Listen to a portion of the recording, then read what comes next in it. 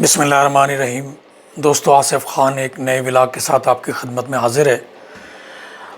Channel subscribe کریں گے، video share کریں گے۔ دوستو، آج کل پاکستان میں مخصوص نشستوں کے حوالے سے ایک بڑا بحران آیا، کریٹ کیا گیا ہے، خود کریٹ کیا گیا ہے، جس کا حقیقت سے کوئی تعلق نہیں ہے۔ بنیادی طور پہ الیکشن کے جو جنرل سیٹیں ہیں 266، اس پر 4 سے 5 غالباً سیٹوں کے اوپر ایک مخصوص خاتون کی سیٹ کا تعین ہوتا ہے۔ اچھا، اب آپ یہ دیکھیں، ایم کیو ایم کو سیٹوں کا تعین کر دیا گیا، ان کو مل چکی ہیں، پیپلز پارٹی کو مل چکی ہیں، نون لیگ کو بھی مل چکی ہیں۔ اچھا، اب اسی طرح باقی جو سیٹیں ہیں وہ پی ٹی آئی جو پہلے آلریڈی ان کی پارٹی جو ہے سنی اتحاد کونسل کے ساتھ اتحاد کر چکی ہے، جس میں وہ ایک اور پارٹی ہے جو اہل تشیع حضرات کی، ان سے بھی اب بنیادی طور پہ آٹومیٹکلی جو ان کی سیٹیں ہیں 90، 80، 90 یا 95 جتنی بھی ہیں، اس کے تناسب سے ان کی سیٹیں ان کو مل جانی چاہیے تھی۔ لیکن آج 8 تاریخ کے بعد نوٹیفیکیشن جاری ہونے کے بعد، آج 28 تاریخ ہے، تقریباً 20 روز گزر چکے ہیں، لیکن ان سیٹوں پہ فیصلہ نہیں ہو سکا۔ اب آپ یہ جو آج کل عدالتوں میں اور چیف الیکشن کمشنر کے پاس، ایون کہ سپریم کورٹ میں جو فیصلوں کا جو طریقہ واردات ہے، جو طریقہ کار ہے، اس کو آپ سمجھنے کی کوشش کریں ذرا۔ بنیادی طور پہ جب آپ اس کو سمجھیں گے تو تب آپ کو اندازہ ہوگا کہ پاکستان میں ہو کیا رہا ہے۔ پاکستان میں اب سارے جو فیصلے ہیں وہ ٹوٹل کے ٹوٹل کہیں اور ہوتے ہیں، مالکوں کے دفتر میں ہوتے ہیں۔ مالکوں کے دفتر کے اندر انہوں نے اپنے لوگ بٹھائے ہوئے ہیں۔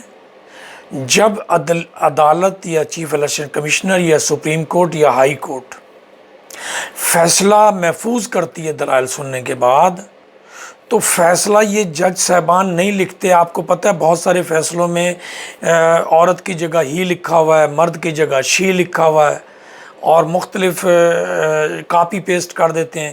تو یہ سارے کے سارے فیصلوں کا اختیار مالکوں نے، ہمارے جنرل صاحبان نے اپنے ہاتھ میں رکھا ہوا ہے، اور ان کے بغیر یہ فیصلے اب نہیں ہوتے۔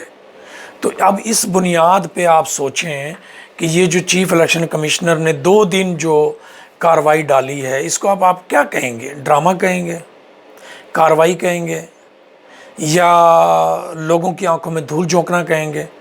2 دن سنوائی ہوئی ہے کہ جی ہم سنیں گے، دلائل سنیں گے، اور جب پھر اس میں ایک جو اور سب سے بڑی غیر آئینی، غیر اخلاقی، غیر جمہوری، غیر سیاسی حرکت جو کی ہے دوسری پارٹیوں نے، مطلب میں حیران ہوں کہ ان پارٹیوں کو اتنا احساس نہیں ہوتا کہ آپ ایسی غلط حرکتیں کیوں کر رہے ہیں جو کہ آپ کے بارے میں عوام میں ایک جو امیج ہے اس کو برباد کر رہی ہے۔ بھئی، آپ کے جتنی سیٹیں آپ نے جیتی ہیں اس کے تناسب سے خواتین کی سیٹیں اور اقلیت کی آپ کو مل چکی ہیں۔ اب آپ کلیم کرنے جا رہے ہیں کہ جی یہ پی ٹی آئی کو اور سنی اتحاد کونسل کو سیٹیں نہ دیں، ہمیں دے دیں۔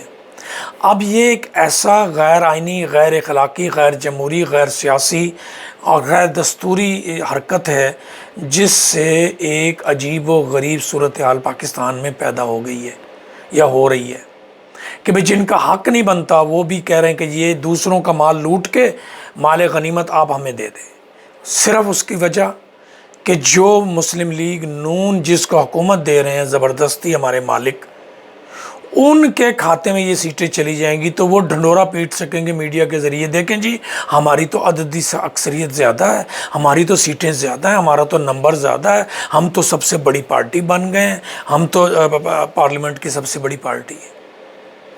پاکستان میں ان حالات کو مد نظر رکھتے ہوئے اب کوئی بھی آدمی یہ نہیں کہہ سکتا کہ پاکستان میں آئین، قانون، دستور، جمہوریت، سیاسیات، اخلاقیات کے تحت فیصلے ہو رہے ہیں۔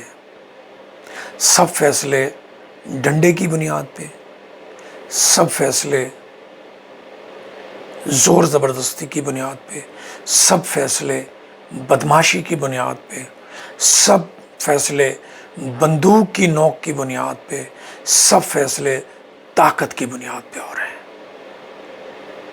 और मैं आपको एक बड़ी बात बताने जा रहा हूँ, ये ज़हन में रखिएगा। जब इंसान, आप अपने बच्चे को भी ताकत से दबाएं ना, तो वो भी रिएक्ट करता है थोड़े अरसे के बाद। फौरी तौर पे शायद नहीं करता, थोड़े अरसे के बाद वो भी रिएक्ट करता है, वो भी आपके मुकाबले में खड़ा हो जाता है।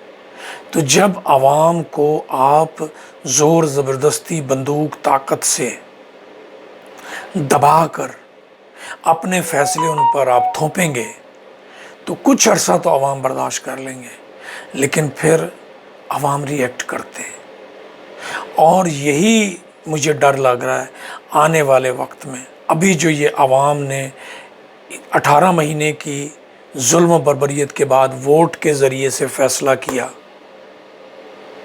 जब उन्होंने फ़ैसला कर लिया, उनका वो वोट का फ़ैसला नहीं माना गया, फिर उनको और दबाया जा रहा है, फिर सीटें भी उनको अक़लियतों की और ख़वातीन की नहीं मिल रही। तो अब उनके दिमागों में, दिलों में एक लावा पक रहा है।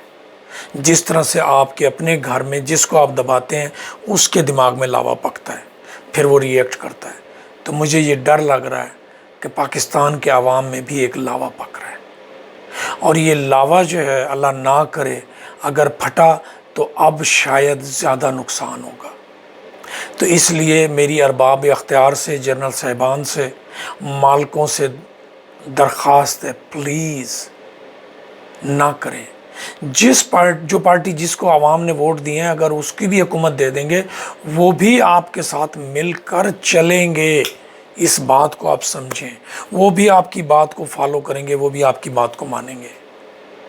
इसके अलावा और कोई रास्ता नहीं है। उम्मीद है आपको ये बात समझ आएगी। इन्हीं अल्फाज के साथ दोस्तों मुझे दें इजाज़त। वीडियो शेयर करें, चैनल सब्सक्राइब करें।